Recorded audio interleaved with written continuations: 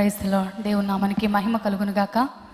మరి అద్భుతమైన రీతిలో నూతన సంవత్సరాన్ని మనం ఎదుర్కొన్నాం. నా హృదయం అయితే నిజంగా కన్నీటితో పరవశించింది. ఎందుకంటే ఇక్కడ అందరికంటే కూడా గొప్ప సాక్షిని నేను. దేవుడు మా జీవితం పట్ల చేస్తున్న కార్యాలు చాలా అమూల్యమైనవి.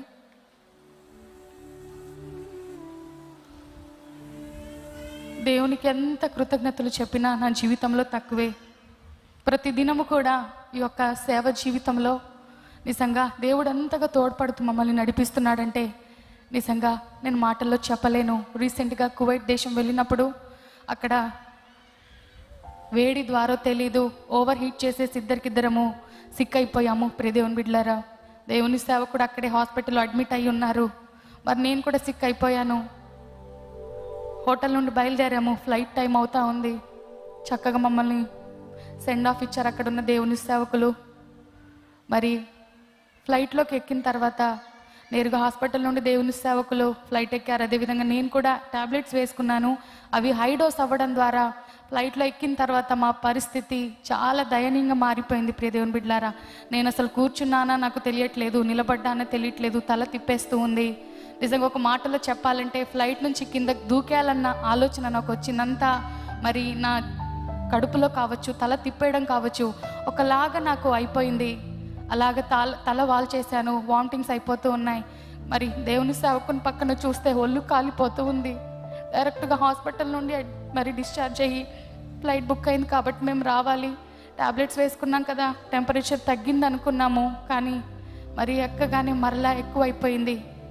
నిజంగా ఎలాగ మేము వచ్చామో దేవుని కృప ద్వారా దిగాము. హైదరాబాద్లో దిగి వెంటనే మా వదిన గారు షకీనా గ్లోరీ గారి దగ్గరికి వెళ్ళాము. ఆవిడ మా పరిస్థితి చూసి అసలు మీరు ఎలా వచ్చారు ఇంత దారుణమైన పరిస్థితిలో అని మమ్మల్ని మరలా ఇక్కడ ఆల్నైట్ ప్రేయర్ ఉండింది, మేము రావాలని బయలుదేరుతుంటే మమ్మల్ని బలవంతంగా ఆపేశారు. ఈ పరిస్థితిలో మీరు వెళ్ళకూడదు, మీరు వెళ్ళిలో నిలబడలేని పరిస్థితి, మాట్లాడలేని పరిస్థితిలో ఉన్నారని మమ్మల్ని ఆపివేశారు. దేవుని బిడ్డలారా, ఎందుకు ఈ మాటలు చెప్తున్నానంటే ఇదేదో మేము గొప్పగా చేస్తున్నామని కాదు, చాలా తక్కువే. కానీ ఇటువంటి పరిస్థితులు మా జీవితంలో ఎన్ని ఉన్నా అవేవి కూడా ఎప్పుడు చెప్పలేదు. దేవుడు చేస్తున్న కార్యాలను పంచుకుంటున్నాం కాబట్టి ఏ ఒక్కరు కూడా ఈ పరిచర్య పట్ల మరి తప్పుడు నెగిటివ్ అభిప్రాయాలు కలిగి ఉండొద్దని మనస్ఫూర్తిగా కోరుకుంటున్నాను. మీరు చూస్తున్నాను ప్రతి పని కూడా ఒక తెరిచి ఉంచిన పుస్తకం వల్ల మా జీవితాలు ఉన్నాయి. ఒకవేళ ఎవరైనా మా గురించి నెగిటివ్గా మాట్లాడుకుంటుంటే మీకు తెలిసింది మీకు చెప్పండి. తద్వారా వారు కూడా మరి నెగిటివ్గా ప్రాపగండా చేయకుండా ఉంటారేమో.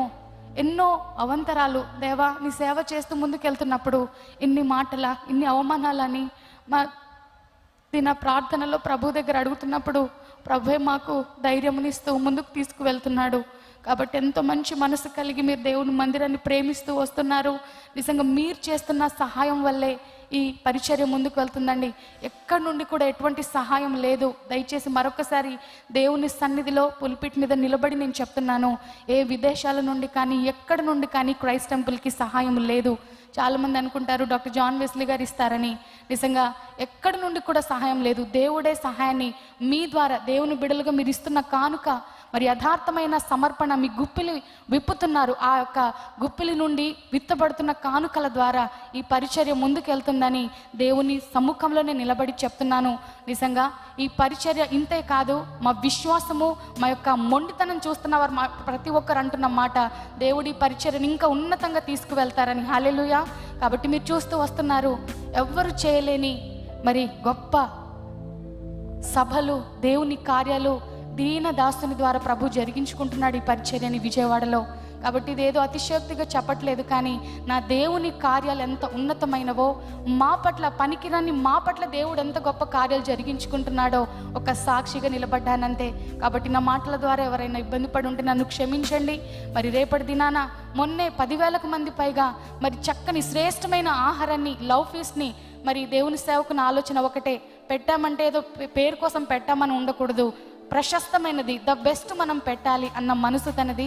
కాబట్టి మంచి ఫుడ్ని, లవ్ ఫీస్ట్ని సిటీకి ఇచ్చారు. అదేవిధంగా రేపటి రోజున కూడా న్యూ ఇయర్లో మనకు ఆనవాయితీ వస్తూ ఉంది. క్రైస్ట్ టెంపుల్లో దాదాపుగా 6 సంవత్సరాల నుండి చక్కని భోజనం ఫస్ట్ మీల్ న్యూ ఇయర్ రోజున మనం మందిరంలో తింటున్నాం.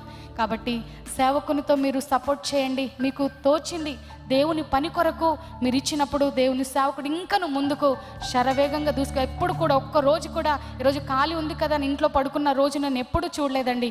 ఒకవేళ ఖాళీ దొరికిందంటే ఏదో ఒక మరి మెసేజెస్ షూటింగ్ చేయడమో, వేరే ప్రాంతానికి వెళ్ళి మరి ఏదో ఒక కార్యక్రమంలో నిమగ్నం అవుతూ ఉంటారు. నాతో ఒకటే మాట అంటారు, దేవుని సేవకుడు మనకి రేపటి రోజు లేదన్నట్లుగా ఈరోజే మన చివరి దినం అన్నట్లుగా దేవుని సేవ చేయాలమ్మా అంటూ ఉంటారు. నిజంగా కొన్నిసార్లు స్త్రీగా మరి బలహీన పడుతూ ఉంటాను. పిల్లలను చూస్తూ ఆగిపోవాలనుకుంటాను. మరి మా కుమార్తె శ్రేష్టకి హెల్త్ బాగోదండి. తనకి న్యూమోనియా, లంగ్స్ ఇన్ఫెక్షన్ ఉంటుంది. మరి ఫ్రీక్వెంట్గా సిక్ అవుతూ ఉంటుంది. కొన్నిసార్లు ఊపిరాడని పరిస్థితిలో కూడా తనని ఆ విధంగా వదిలేసి మరి ఇచ్చిన మాట మేరకు చాలాసార్లు అనేక గృహాలు దర్శించడానికి సేవ పరిచర్యలో ముందుకు వెళ్తున్నాం. హుబ్లీ వెళ్తున్నప్పుడు మా పిల్లలిద్దరిని ఇంట్లో వదిలేసి వెళ్ళాము. వారి పరిస్థితి బాగోలేదైనా కానీ ఆ ప్రాంతంలో వెళ్ళి సువార్త చేయాలయ్యా, 3 దినాలు డేట్స్ ఆల్రెడీ ఫిక్స్ అయిపోయాయి, మమ్మల్ని వాడుకోండి ప్రార్థన చేసుకొని బయలుదేరాము. మీరు చూసారు, ఎంతమంది లైవ్ చూసారో హుబ్లీ మీటింగ్స్ది నాకు తెలియదు. కానీ దేవుని సేవకునికి నిలబడడానికి కూడా శక్తి లేదండి. కానీ 3 రోజులు గంభీరమైన వర్తమానం ద్వారా అక్కడ అనేక వేలాది మంది దీవించబడ్డారు. హల్లెలూయా. ఒక పక్క దగ్గొస్తున్న హాట్ వాటర్ తీసుకుంటూ శక్తి కొలది దేవుని వాక్యాన్ని అందించారు. కాబట్టి ఎందుకు ఈ విషయాలన్నీ చెప్తున్నానంటే ఇదేదో డబ్బు కొరకు జరుగుతున్న సేవ కాదు. కాబట్టి దేవుని ఆత్మ ద్వారా, దేవుని ప్రోత్సాహమును బట్టి, దేవుని కొరకు ఏదైనా కార్యం చేయాలని నిలబడిన మాకు మీరు ఇస్తున్న సపోర్ట్ చాలా గొప్పది. అందును బట్టి మీ అందరికీ నా హృదయపూర్వకమైన మరి ధన్యవాదాలు, వందనాలు తెలియచేస్తూ దేవుడి సంవత్సరంలో మాకు ఇచ్చిన వాగ్దానము క్రైస్ట్ టెంపుల్ ఇంకను అధికము చేస్తానని, ఊహించలేని మేలులతో మరి మిమ్మల్ని నింపుతానని దేవుడు వాగ్దానం చేశాడు. ఆ వాగ్దానమైన ఎలా నెరవేర్చుకుంటారో మేమైతే కనిపెడుతున్నామో, మాకైతే శక్తి లేదు, జ్ఞానము లేదు, బలము లేదు, ఏ సామర్థ్యము లేని మమ్మల్ని దేవుడు ఈ విధంగా ముందుకు తీసుకెళ్తున్నాడు. ఈ సంవత్సరంలో ఆయన పాదాలు పట్టుకొని ఆయన కార్యాలు చూడడం తప్ప మేము చేసేదేమీ లేదు. కాబట్టి మాతో పాటు మీరు అందరు ఉన్నారన్న బలము మాకు ఒకే ఒక బలం అండి. పాల్గారు ఎక్కడికి వెళ్తున్నా ఎవరన్నా ఫ్రెండ్స్ గురించి చెప్పుకుంటారేమో, బ్యాక్గ్రౌండ్ గురించి చెప్పుకుంటారేమో, సేవకుడిగా నేను చూస్తున్నాను ఎక్కడికి వెళ్తున్నా నా సంఘము చాలా బలమైనది, నాకున్న సపోర్ట్ నా సంఘమే అని ఎక్కడికి వెళ్ళినా చెప్తూ ఉంటారు. దాన్ని బట్టి నేను దేవుని స్తుతిస్తున్నాను. హల్లెలూయా.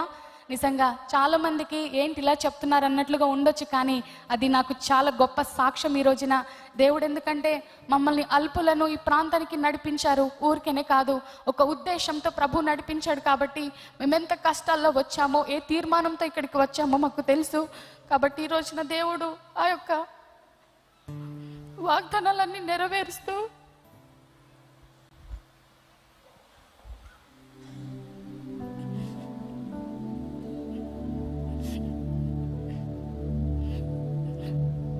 మమ్మల్ని ఒక పాత్రలుగా వాడుకుంటున్నాడు.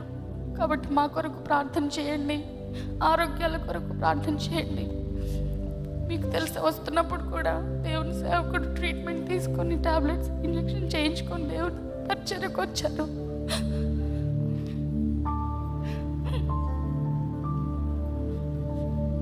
ఆరోగ్యాల కొరకు, ప్రయాణాల కొరకు ప్రార్థించమని మనసారా కోరుతున్నాను. దేవుడి మాటలు దీవించును గాక.